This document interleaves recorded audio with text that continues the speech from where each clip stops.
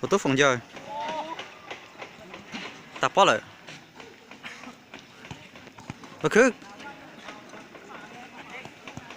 mà không mà cứ chuyển xong phải chưa tập bó lại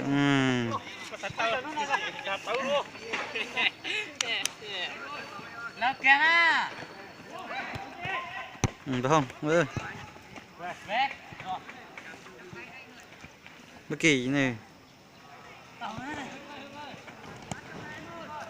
tập bó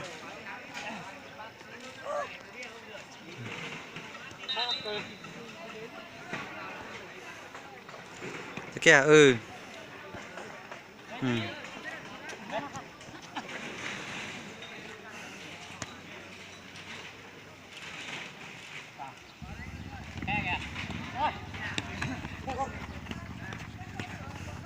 thế kìa vào 어쩌다 vào đó hai không nhá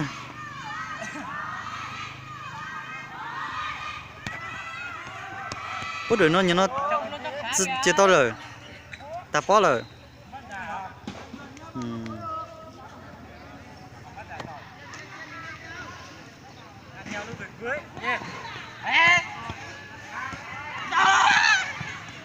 thế kia rất mong tiêu lời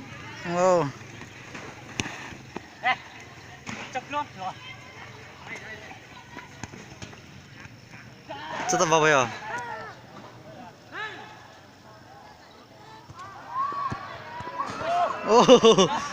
mà chỉ cơ đấy quả bóng cán sắp rồi cho tụi bên nó mà nên nó chọc bóng sợ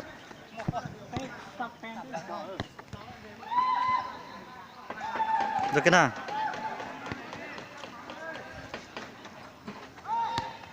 cứ có lần xong mà mới cho nhớ cái vào cho tao vào thế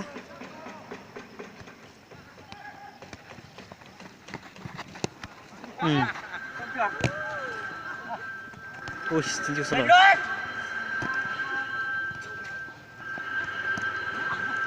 tiếp tục quay này có gì này có to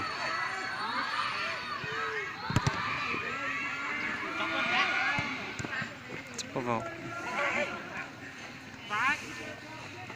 có làm một chút bữa chỗ ôi bao giờ nhé tập á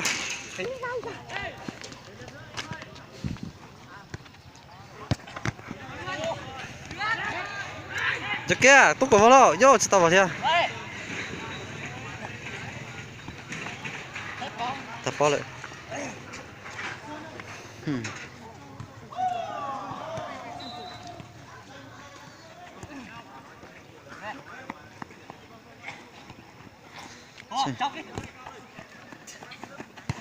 vào tay không rồi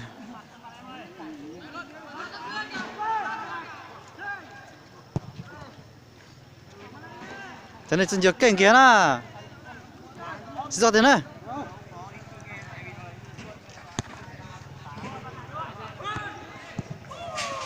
gì vào thế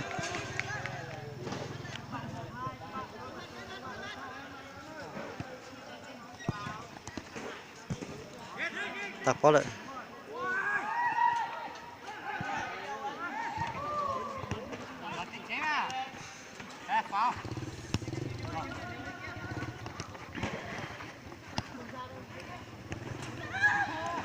vào chưa có lại 3 1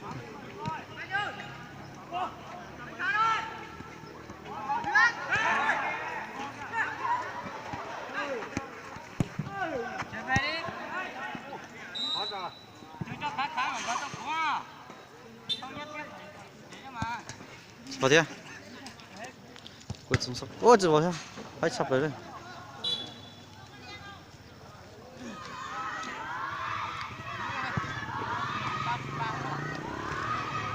cho phòng ra có anh ra đâu thôi ba chân mềm mà cả.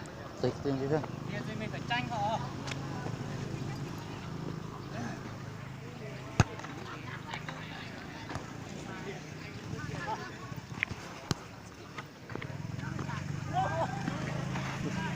Chúng ta rồi. Apa?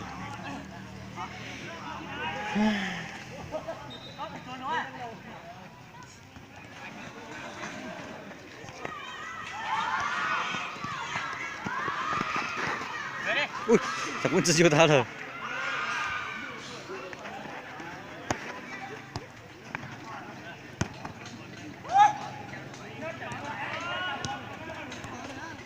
Ui, giờ cũng nó có ta này. Nó sao thao lời. Một đi.